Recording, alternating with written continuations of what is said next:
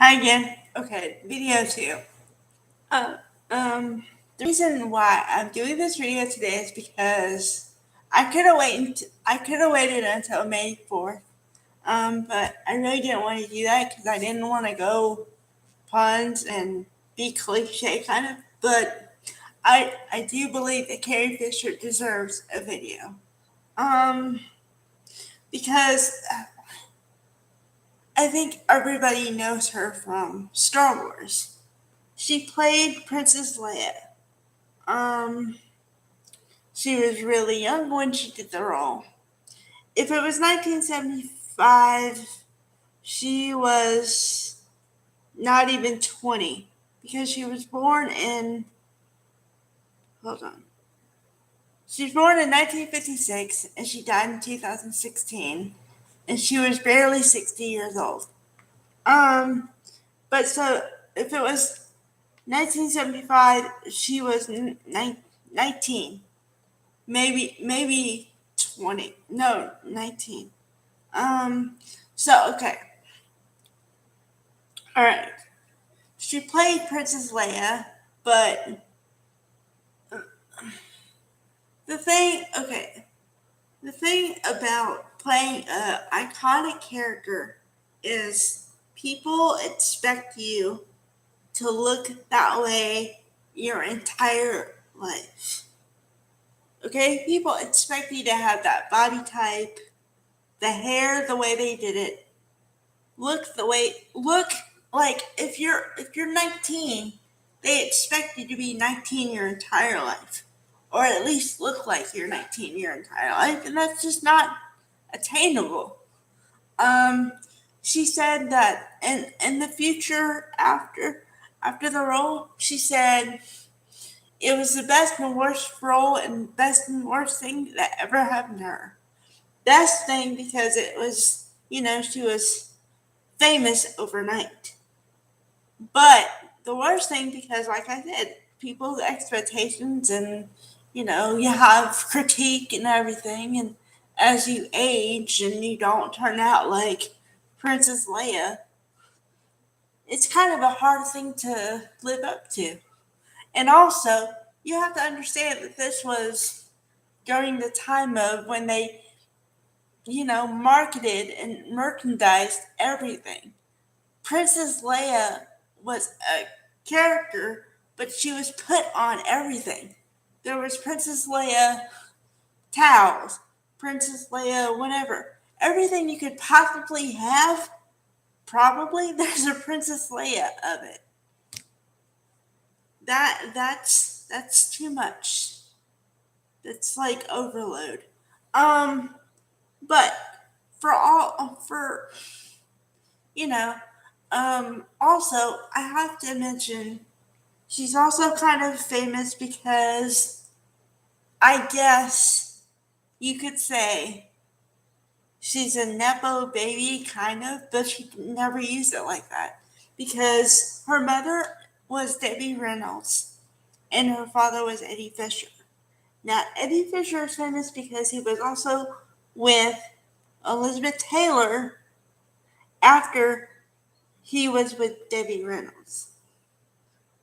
So he left Debbie Reynolds to be with Elizabeth Taylor.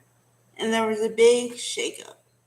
I mean, okay, so okay, to put in context, Brangelina, Brad Pitt and Angelina Jolie, it was like that back in the day.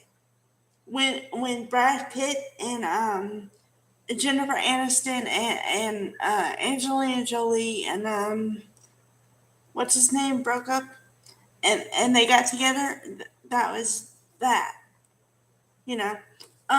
Okay. So, and for all you guys who don't know, Debbie Reynolds was famous for her most iconic role was for Singing in the Rain. Um, okay, and then let's see. Okay, so after that, she became a well, she her all her slashes are actor. producer, writer, and comedian. Because what she did was she took her life stories and made stand up out of it, and then wrote a book based on it called Wishful Drinking, where she chronicles her lifelong problem with alcoholism, and drugs and stuff too. But she does it in a funny manner. If you want to know more of her background and you want to do it in a funny way, you should watch the HBO special of Wishful Drinking, where she chronicles her family tree. I've seen it and it is really funny, because she plays a game of 6 degrees of separation, kind of, but in her family tree. Um, okay. After that, she was known for, she wrote a best selling novel based on her life called Postcards from the Edge. And in the movie, Meryl Streep and Sissy Spacek play those parts. And then also, she is known for When Harry Met Sally, which was done in 1985, 86. Um, okay, When Harry Met Sally is a very famous romantic comedy with Billy Crystal and Meg Ryan. It put Meg Ryan on the map. She became America's sweetheart, of course, but Carrie Fisher was in it also, and she played her best friend who married the other guy. Okay, because they were friends, right? So they had this great idea to double date. Only Carrie Fisher was supposed to go with Billy Crystal, and Meg Ryan was supposed to go with Bruno Kirby. That's the name of the actor. But what happened is, Carrie Fisher and Bruno Kirby, their characters fell in love with each other, like, at first sight. Because what happened is, she's very Carrie Fisher plays a woman who knows a lot of stuff, like a lot of information. Okay, and then she reads articles in magazines, and then it just so happened that she read an article that her husband in the movie turned into her husband wrote. So he was fascinated that someone read and liked his article. So that's how they fell in love. And then they got married like a year later in the movie. And the point of When Harry Met Sally, of course, is Harry and Sally got together, but it only took 12 years because they had to meet each other 3 separate times. Also, kind of a side note, but I didn't mean it to be. You should check out When Harry Met Sally. It's the best romantic comedy you have ever seen in your life, and it holds up no matter what. I've seen it 5 different times in my life, and no matter what, it holds up. Um, yeah, so you should check that out definitely. Okay.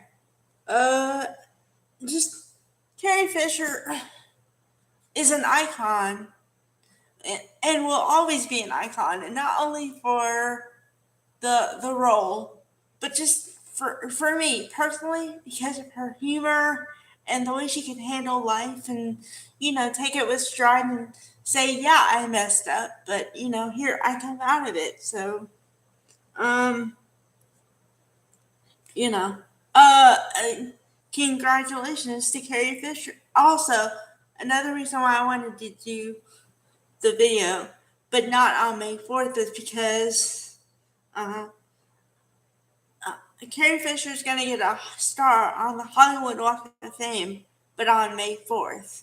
So I kind of, it's great and it's well deserved, but I kind of wish she was still alive to see it. You know, so she would understand the impact of the role that she did and the way people still love her. So, but okay. So I want to say congratulations, Carrie Fisher. Well deserved. R.I.P. Definitely.